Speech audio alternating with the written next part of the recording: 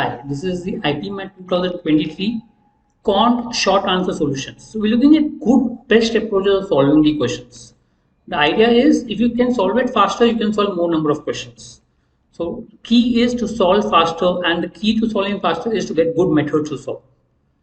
Right. So let's look at it. Now Anisha can complete a task in 20 days. Okay. After working for 4 days. So I'm putting Amisha. So she worked for 4 days. Okay. And then resume to work for 9 days again. Okay, and she worked at half the rate, and she worked for another 12 days. I mean, 12 days she worked.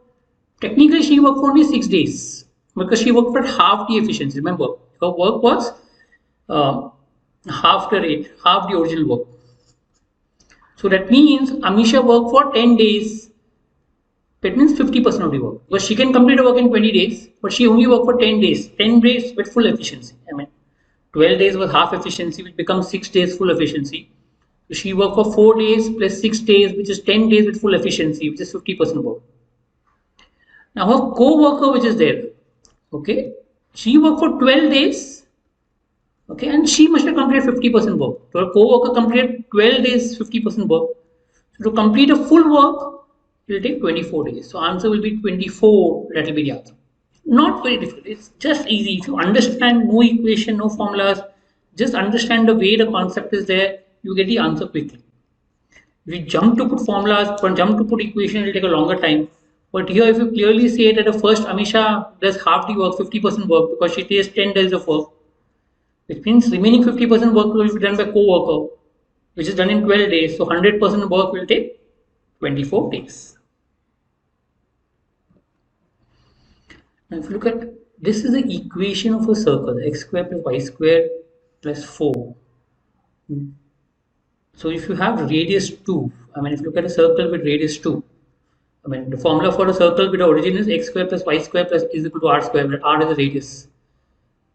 Okay, and you have 2, 0, b point, and minus 2, 0, a point.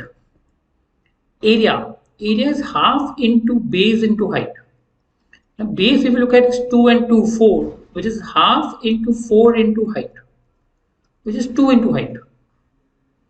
And you want the area as an integer. If you want area as an integer, which is only possible if h, the maximum value of h is 2, remember here, the maximum value of h is 2.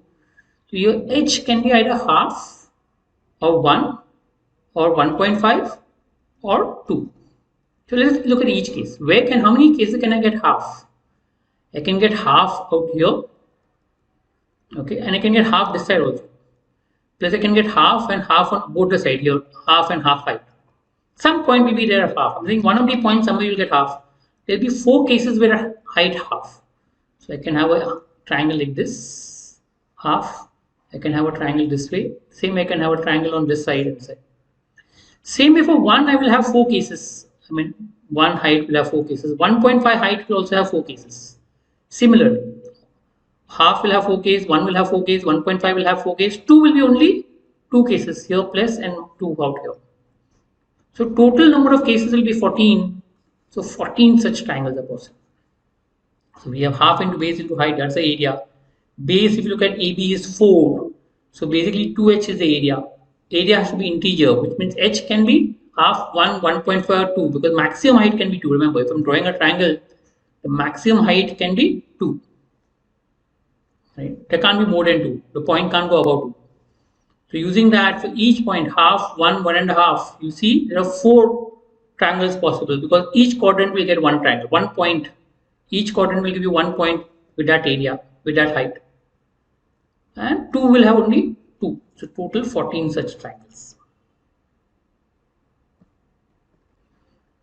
2 contesting candidates. 15% of the voters did not vote. So let's say total X. So 15% did not vote, 0.5x did not vote. Okay. And 44% voters voted for the winning candidate. 0.44x was for a winning candidate. So this together itself becomes 0.59x. Okay, this together itself becomes 0.59x.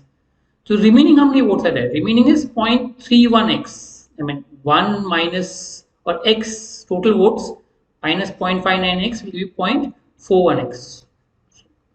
Okay, 59, 1 minus 0.59 is 0.41x. Now this 0.41x, from that 50 votes were invalid votes. You have to remove that. These are remaining votes. From that 50 votes were invalid.